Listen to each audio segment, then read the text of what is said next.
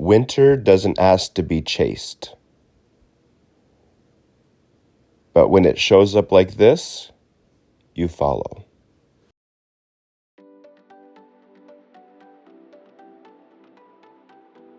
Hey, this is Dave and Nicole from Backroads and Brushstrokes. Today is a snow day for most of New England. While everyone's at home relaxing, we're out exploring, chasing winter's beauty. No agenda, just snowflakes, snowy back roads, and plow trucks. So hop on in, let's go for a ride. Or today, maybe a slide.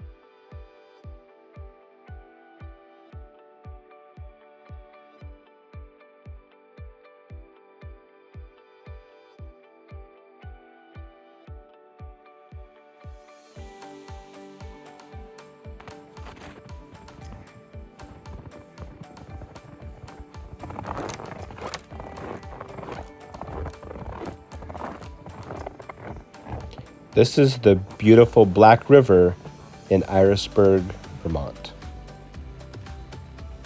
A river in winter never fully sleeps. It just changes how it moves. Along the edges, ice grips the banks, locking the water into frosted patterns that look like stained glass. Snow settles on top, quiet and soft. But out in the middle, the river is still alive. Dark water slips between plates of ice, swirling, shifting, refusing to be completely still. You can hear it if you listen closely, a low, steady murmur beneath the silence of winter. A partially frozen river is a reminder that even in the coldest seasons, life keeps flowing. After the storm, snow clings to the branches, turning every tree into quiet poetry. The forest stands still, draped in white, as if winter paused to admire its own work.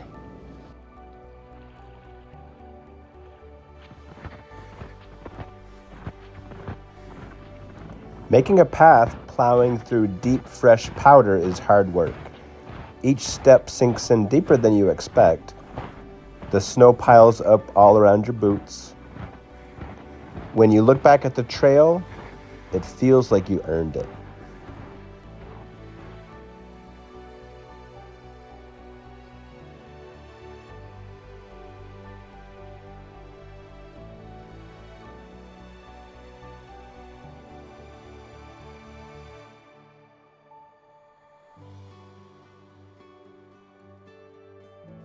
I think they were a little curious on what I was up to.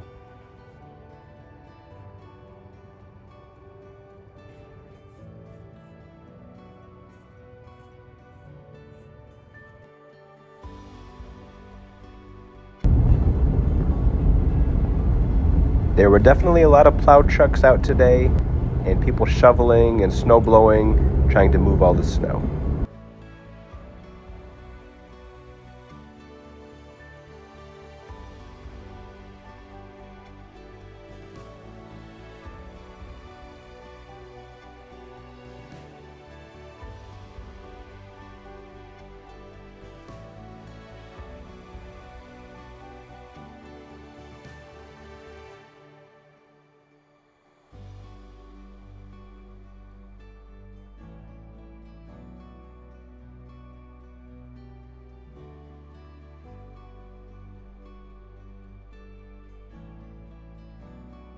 Orleans, Vermont may be small, but it knows how to make noise, especially at quitting time.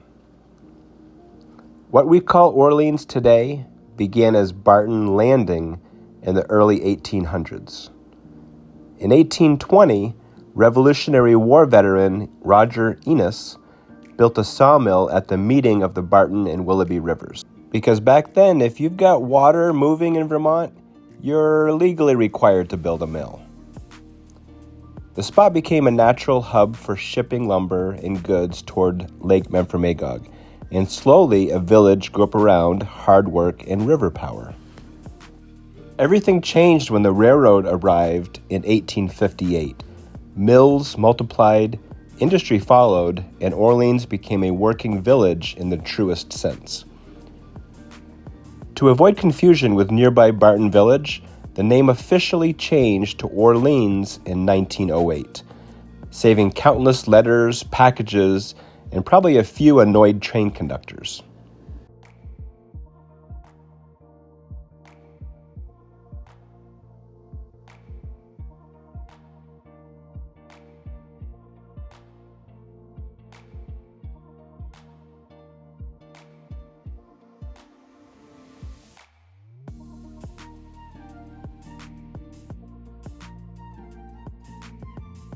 For much of the 20th century, Orleans has been known as the home of Ethan Allen furniture.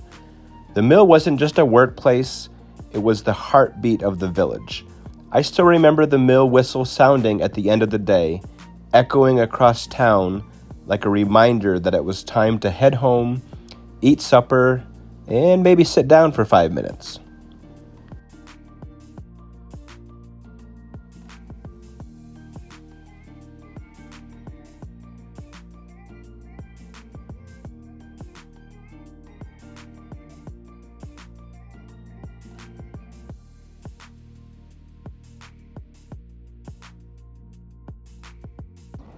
Every afternoon, my brother and I headed out delivering newspapers, racing our bikes through town to see who could finish first. He usually did, but I had more stops, so I maintained that really wasn't fair. The Orleans Memorial Building, built in 1879, has long stood at the center of village life. For generations, it served as a gathering place for town meetings, elections, performances, and community events, where decisions were made and neighbors came together.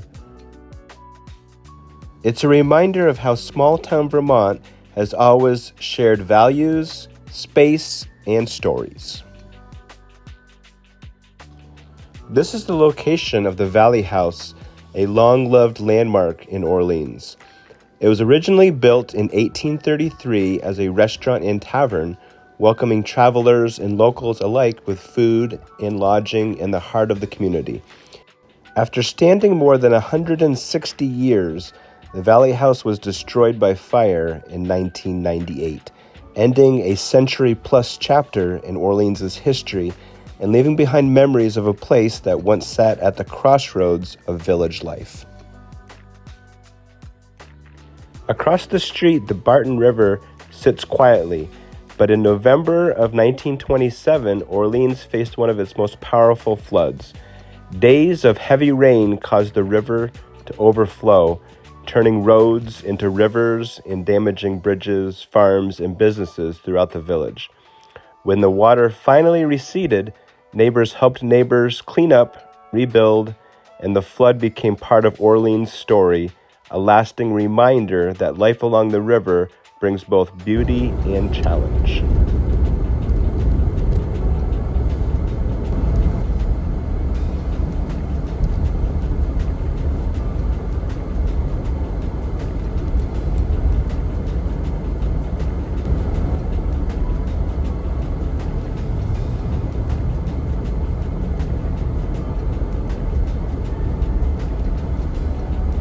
Since we're out chasing winter's beauty, we have to make a stop at the Willoughby Falls right outside of Orleans.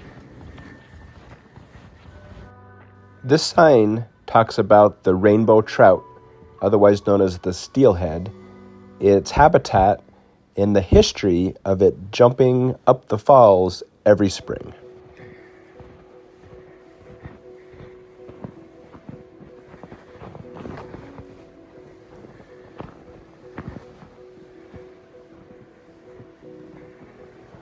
This did feel a little dangerous, and it felt like I could have slid all the way down to the river.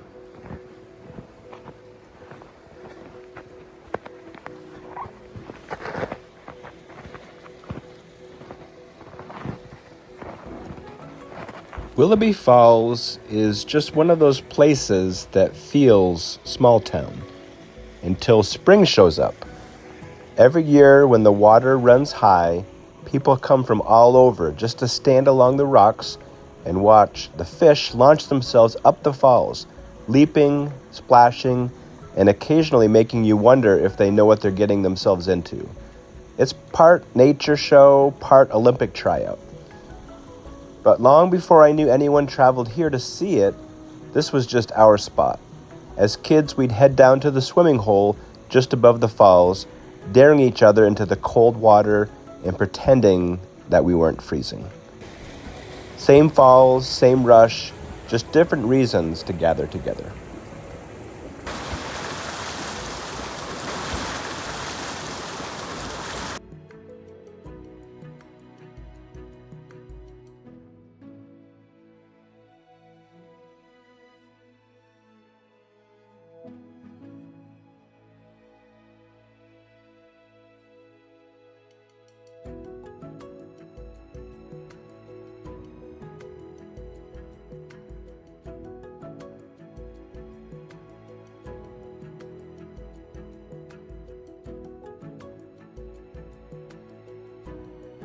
These are the streets that I grew up riding my bike around.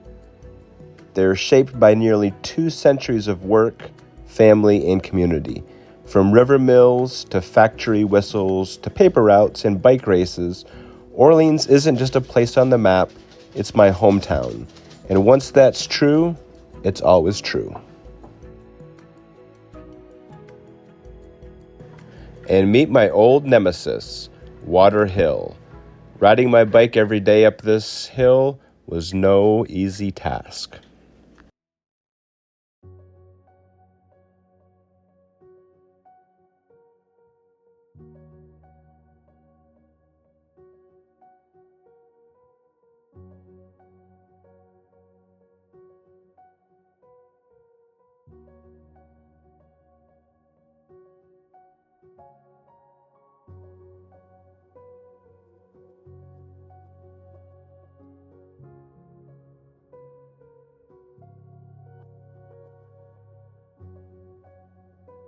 The Maple Hill Road is a back road connecting Orleans and Barton, and it's a beautiful drive any time of year, but this time of year the open fields are covered in white.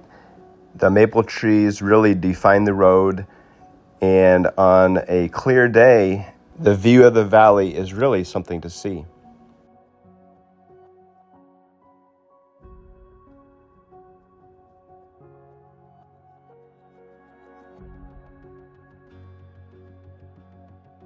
Watch till the end for this week's painting reveal and a little surprise as we give away this week's painting.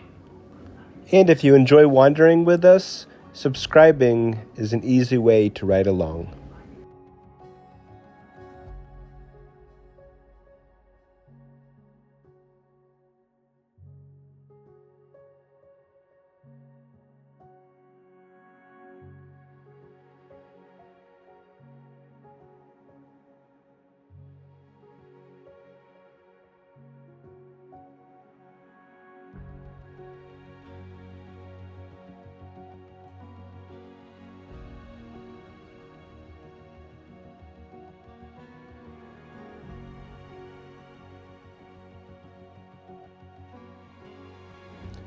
Driving through Barton Village often feels like stepping back in time.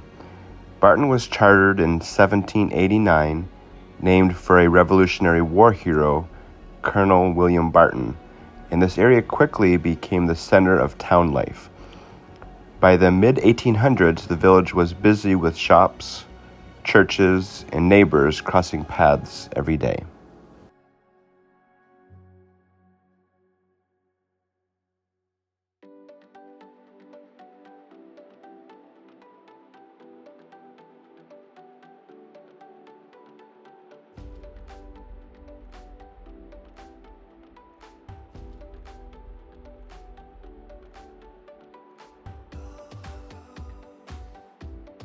The Pierce Block reflects a time when local businesses filled every floor, while the Memorial Building, built in 1879, brought people together for town meetings, elections, and community events. Across the street, the Bank Block stands as a reminder of when Barton handled his finances right here at home. Even after the railroad arrived in the 1850s, the village stayed rooted in connection.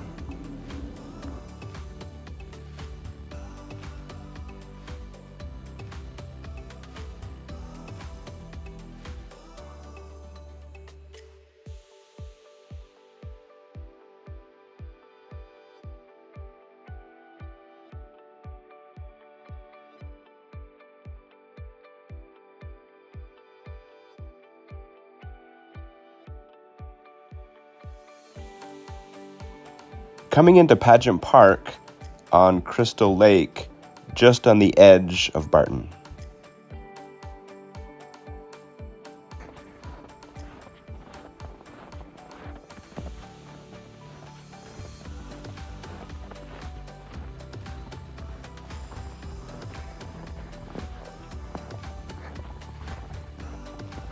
Crystal Lake is one of the Northeast Kingdom's most iconic natural treasures.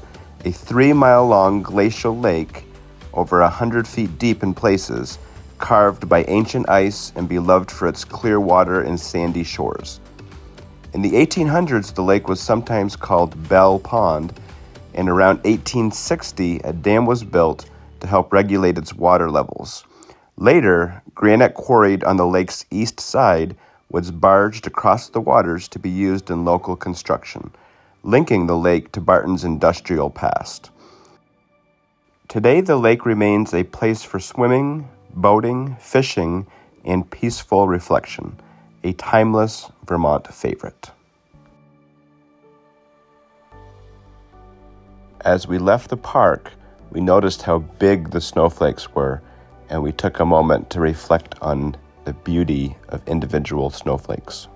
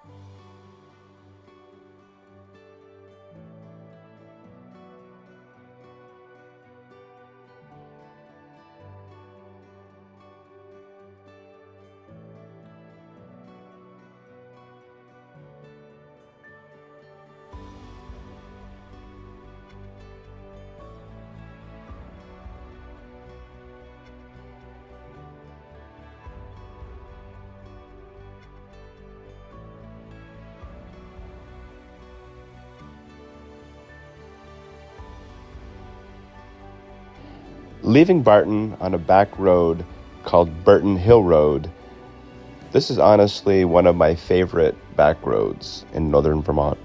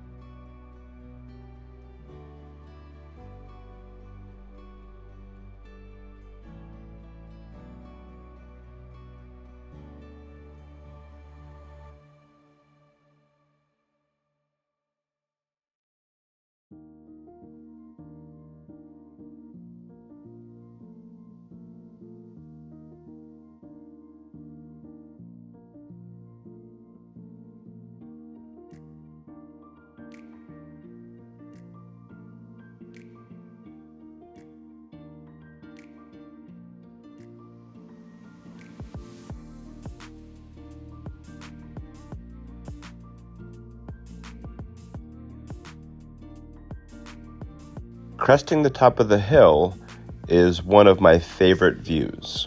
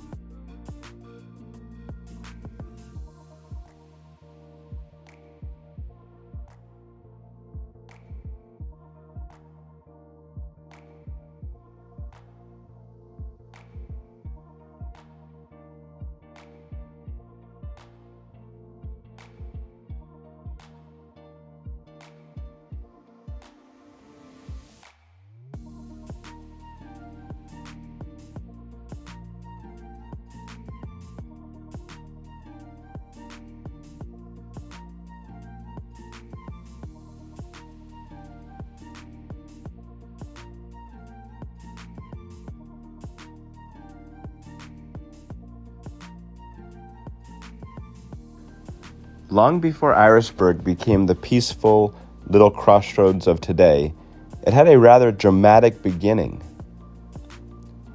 The land was granted on February 23, 1781 to Ira Allen and others by the Vermont legislature during those early frontier days.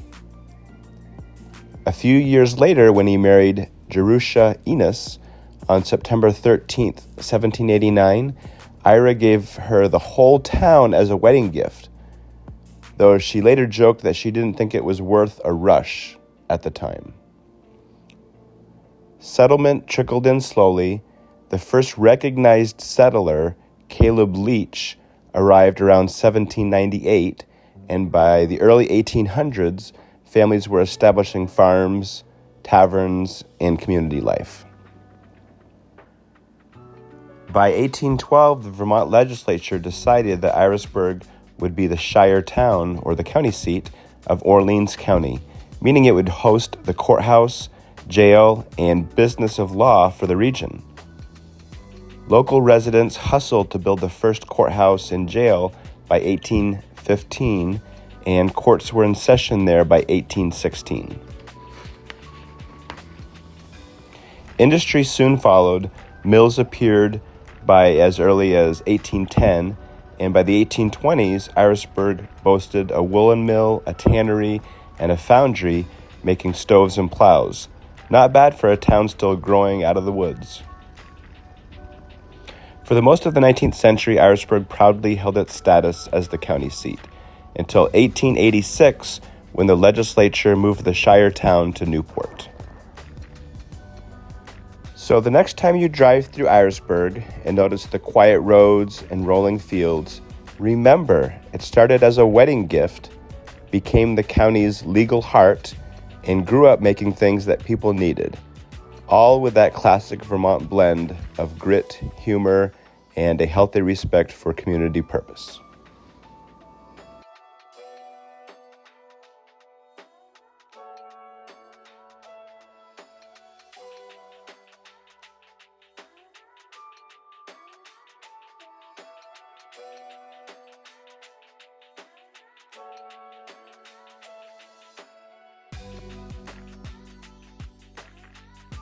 Over the years, I've heard stories about these two old Victorian houses being connected by an underground tunnel. Legend? True? I'm not sure.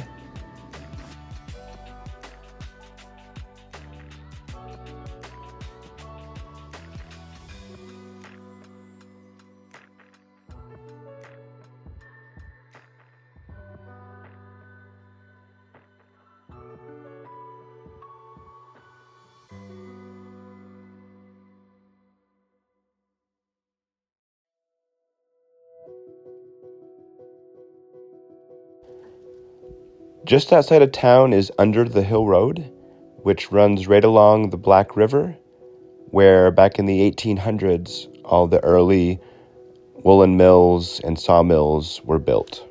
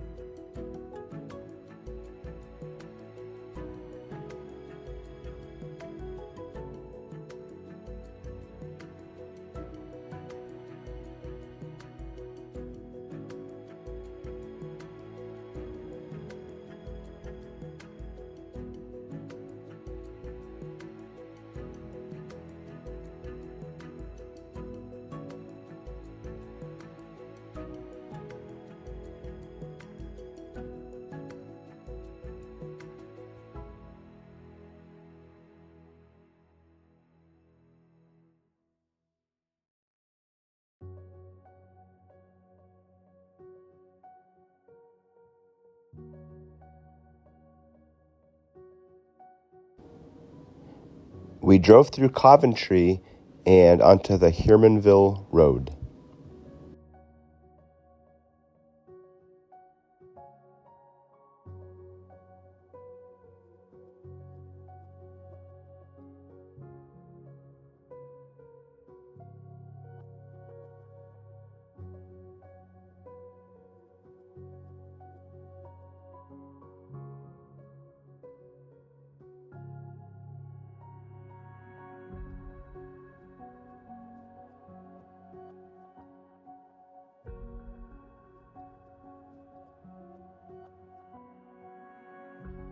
We came around the corner and came upon this lone white-tailed deer walking up the road. And we did start a little bit, and it started running and looking for a place to jump off. The snowbanks were so high, though. So we followed it for a ways, trying to give it its space. It was a nice surprise to our day as we chased Winter's Beauty. And just like that, it was gone. This scene, this experience, is the inspiration for Nicole's painting in this episode, and we wanted to do something special. We posted this photo on Facebook and asked, "What does this say to you?" We decided to give the painting away to our favorite comment, the one that best described our day. Although there were many great comments, the one that stood out was, "Magic can be right around the corner." So congratulations, Shirley. We'll be contacting you through Facebook. And thank you to everyone who engaged with our Facebook post.